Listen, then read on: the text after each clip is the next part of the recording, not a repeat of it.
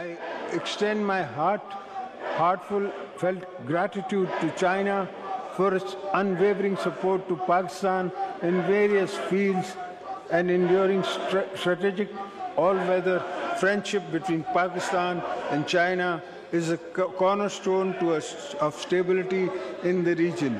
We remain steadfast in our commitment to collaborate with China to advance our shared goals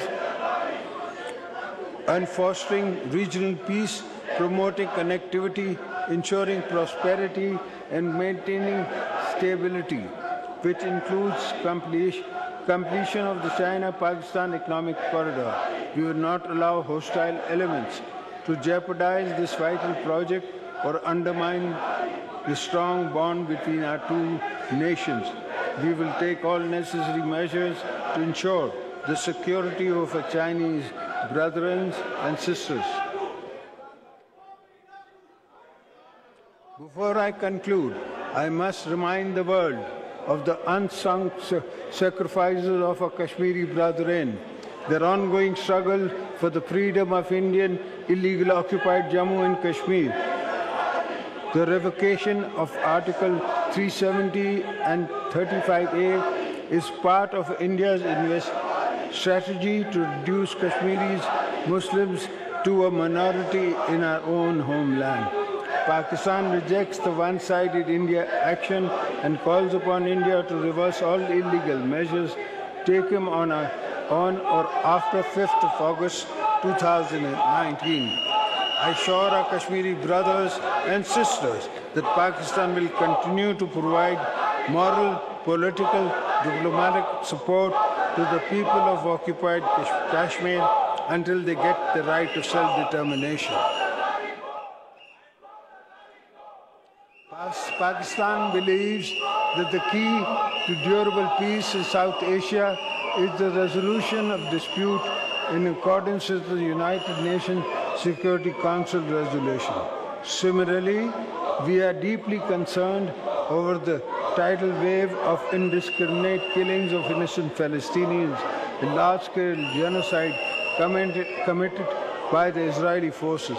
Pakistan strongly condemns the brutality and impunity of occupation forces and remains steadfast in principled support for the establishment of an independent and viable state of Palestine based on the pre-96 borders as Al-Quds al-Sharif as its capital.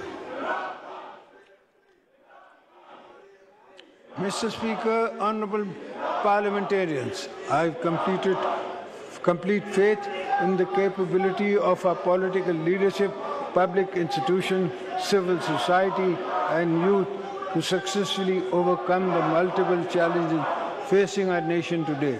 This is based on my unshakable belief in the citizens of people, knowing that whenever we unite to make common cause, we deliver on our promises.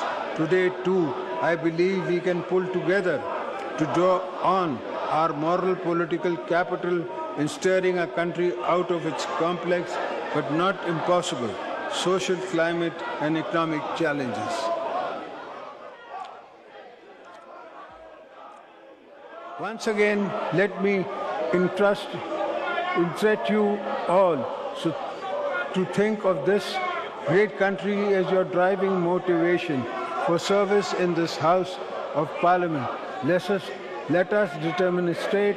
demonstrate a spirit and words, a renowned political ethos, a collaboration and census building as the guiding principle to lay the groundwork for a more prosperous Pakistan. I am certain that together, in a fresh start, we can start a course towards a strong, prosperous Pakistan. May Allah be our guide and support this journey. Ameen. Pakistan, Zindabad.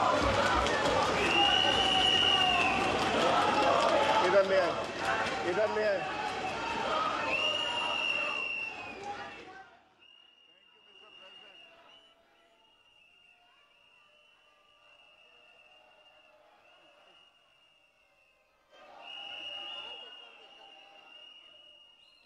Thank you, Mr. President.